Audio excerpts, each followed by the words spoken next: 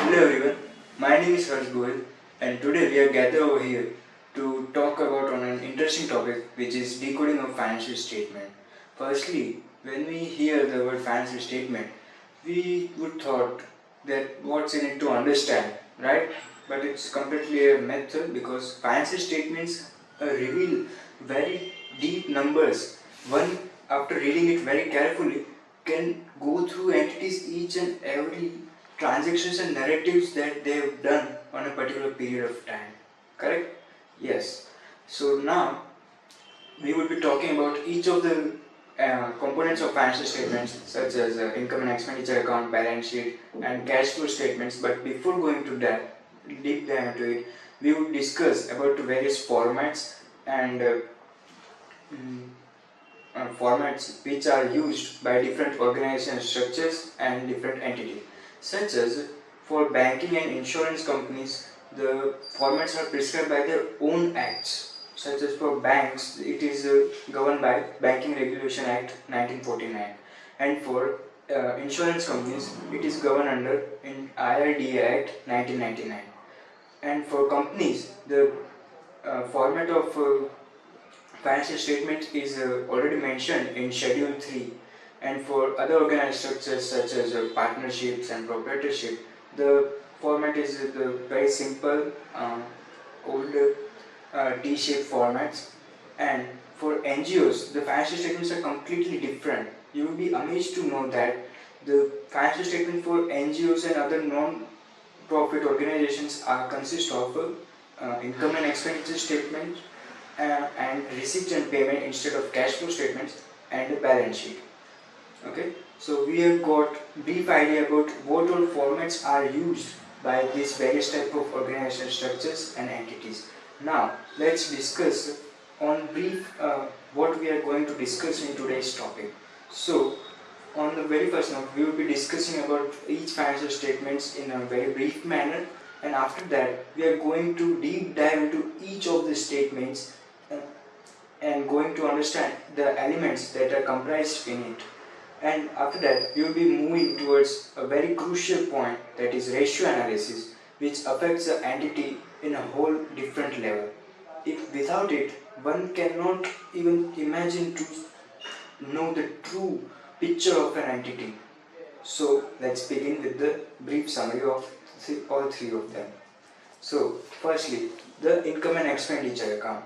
It reveals about the profitability of an entity for a particular period of time. It can be either monthly, either quarterly, or it can also be yearly. Generally, it's found to be an yearly statement from which entity's profitability can be known.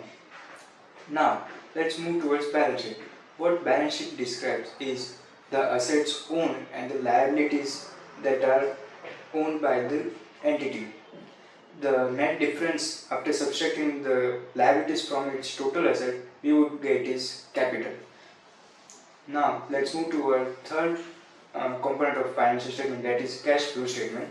It describes of all the cash movements which comes in and it goes out from the organization.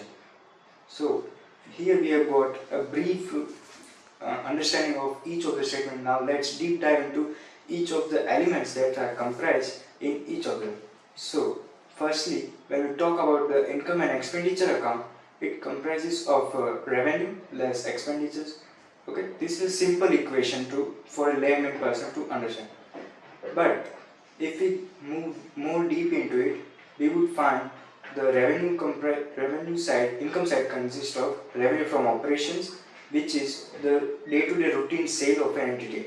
Now let's understand the income and expenditure account with an example of manufacturing entity, or we can also consider a trading entity. So for trading entity, the revenue from operation would be the day-to-day goods that they are trading into, which they are purchases and they sell it. So this would be the direct sales minus purchase minus direct cost. What would be included in the direct cost? The direct cost would include the, for example, let's take a logistic cost which would be incurred to procure the goods or either to sell them. After that, we would reach to a gross profit margin. From gross profit margin, when we deduct the administrative expenses, we would get our net profit margin. Other expenditures such as depreciation, salary expenses, and all other indirect costs also are reduced in order to reach the net profit margin. Now let's move to our second statement, that is balance sheet. So in order to talk about balance sheet, we would first begin with the asset side. The asset side consists of mainly the fixed assets, other non-current assets, and all the investments that are made by the entity, and it also consists of current assets that includes stock, debtors, and other prepaid expenses. Now let's move to a liability side. Liability side, the entity generally includes all the long-term loans and other debt liability of the entities, and it includes the current liabilities. In current liabilities, it is bifurcated into creditors, then advance received from the customers, and provisions such as provision for TDS or provision for GST. Now, when we deduct the liabilities, all the outside liabilities from the total assets of the entity, what we receive is a equity, or you can say capital. So this was all about the balance sheet portion. Now let's move to a third statement, that is a cash flow statement. The cash flow statement comprises mainly three elements. The first one is cash flow from operating activities, the second one is the cash flow from financing activity, and the third one is cash flow from investment activities. The cash flow from operating activities describes that all the cash received from the sale activities and all the operational activities, and it shows what all expenditures are made into day-to-day operations of the entity. The cash flow from operating activities is generally should be positive. Now let's move to the second element, that is cash flow from investing activities. The cash flow from investing activities would generally be negative, as the entity would be constantly investing onto the fixed assets and making other investments in order to grow its business. Now let's talk about the cash flow from financing activities. It would remain generally positive, as entity would be constantly introducing new cash and funds in order to fuel its growth and all other cash requirements. So this was all about cash flow statements and all other financial statements. Now before going to our next topic, I would like to talk about a brief story about two friends, that is one name being Raj and another name being Harshil. So one day Raj was looking at a financial statement of an entity that were published in a newspaper. Okay, when he was looking at the profit figures, Raj found that the profit of the entity was 1 lakh rupees, and he thought it's a great amount of profit that the entity has made. He didn't see any other figures, but he also saw about the asset side of the balance sheet, and the asset side was looking very great enough. But he was looking the asset side only in isolation, not looking at the current liabilities. So when he discussed about this entity with his another friend Harshil, he thought about Harshil. He thought the entity was looking pretty good. But when Harshil heard about Raj's thought and opinion on the entity, Harshil told him that we should not look on the profit amount directly, or when we look into asset side, we must not look only the asset side, we must also consider the liability side. As when they both, after this discussion, saw the balance sheets and P&L again, they saw that the revenue of profit of 1 lakh was made on a revenue of merely 2.5 crores. That is quite a bit less of revenue, and even if we compare that entity's previous year's data, it was significantly lower. And when we saw the asset side, the entity was having excessive of current assets against its current liabilities. That is a very wrong signal that's being given by the entity. that it is having too excessive of funds blocked in its current assets rather than investing into fixed assets and other fixed investments which would fuel its growth on a more faster pace. So, what does this story tells us about? This story tells that merely looking at the figures in isolations would give us nothing. So, in order to get a better picture of an entity, we must do financial analysis, and for that we must use financial ratios that are very much helpful to us. So, firstly, I would describe very common ratios that are generally used in day-to-day lives in order to analyze an entity. So, the very first ratio I will be talking about is the net profit margin ratio. That is net profit divided by total sales of an entity. Now, second ratio I will be talking about is liquidity ratio, or commonly known as working capital ratio. It is the current ratio divided by its current liability of an entity. It describes that for repaying 1 rupee of its current liability, how much current assets it has. The ideal working capital ratio is 1.5. The third ratio I will be talking about is debt to equity ratio. It describes for 1 rupee of equity capital,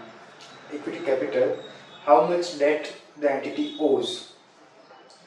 So, the ideal range for a debt equity ratio is considered to be 2. Anything above 2 is considered as a red flag, or it's not the general scenario. There are industry specific entities that would be varying in the debt equity ratios, such as a financing company would be having higher debt equity ratio. We cannot generalize these two financial ratio of debt equity, as it differs from industry to industry. So, now we have talked about ratios. Now let's see about the red flags that one can see in the financial statements. So, first is revenue growth without the cash. So, if you compare the last, let's say 3 years of an financial statement of an entity, you would notice a high revenue growth. Let's say the first year the revenue is grown by 50%, the second year it's grown by 25%, and the third year it's grown by 35%. Each year the revenue is growing at a constant pace, at a good pace I would say rather.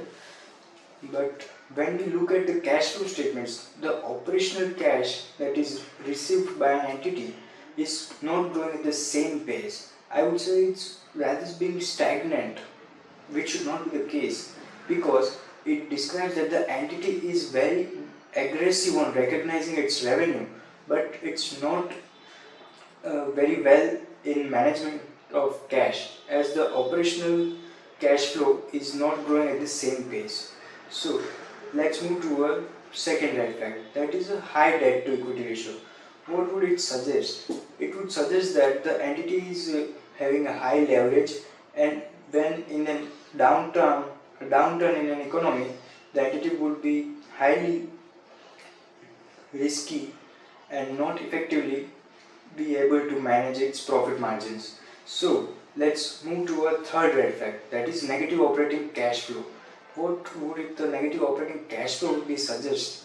The negative operating cash flow would suggest that the entity is not able to even generate enough cash on its day-to-day sales to survive, to meet its operational cost. It's surviving because of its other cash flows, such as from investing and from financing. From investing, what we can see is that the entity is selling its assets or other investments in order to furnish its operational cost. From financing, the entity is borrowing, let's say, new loans and also raising funds through capital issue. So this is also a big red flag. The another red flag I will be going to talk about is current ratio. That is declining current ratio, I would say rather. The declining current ratio specifically means that the entity is constantly reducing its current asset, losing its current assets portion in order to repay its 1 rupee of current liabilities, which is also a very bad sign. So this was all about the basic idea about all the financial statements. Now I would like to talk about a case study which I just recently read on LinkedIn, that is about Zepto and Blinkit. When I read the first few lines of that post, it mentioned that the revenue of Blinkit was around 2300 crore and it was valued at around $13 billion. Seems quite good, right? If we read it in isolation, it seems quite fair enough. But when I read it with the revenue figures and the valuation figures of Zepto, I was completely blown away by it. As the Zepto's revenue was 4400 crore. What would you guys think? How much it should be valued in comparison to Blinkit? As Blinkit was having 2300 crore and it was valued at around $13 billion, while on the other hand, Zepto was having a revenue of 4400 crore, which is as nearly as, I would say, double. So how much should it be valued? $17 billion? No. $20 billion? No. I was shocked to see that it was valued at around $4 billion. But what's the reason behind it? When I read the entire post, I got to know that the index which both the entities were following, it gave them an option to recognize the revenue on a principal as well as on an agent basis. The Zepto was recognizing its revenue on a principal basis. That means it included the amount received from the goods as well as the commission which received for making the deliveries as a part of its revenue. While on the other hand, Blinkit was only recognizing the commission portion for its revenue. Meaning, Blinkit is going to be having very less revenue in comparison to Zepto. That's what the figure told. Okay, so this was a brief idea about how the compliance systems would differ from entity to entity. So one should always take care of it. So before ending the session, let's briefly describe about each of the statements which we talked about and answering the one simple line question which the statements answer. So what would the income and expenditure answers are about? It will answer us about the business profitability. What would be the balance sheet talks about? It would talk about the business stability. And what would the cash flow statement talk about? Cash flow statement would talk about is how much enough cash does the entity have, how efficiently it is going to manage it. So before I end this session, I would like to thank Shah and company for giving me this opportunity to improvise my speech, and this video is made for only educational purposes, and for any expert advice you need to consult a consultant before making any decision. Thank you.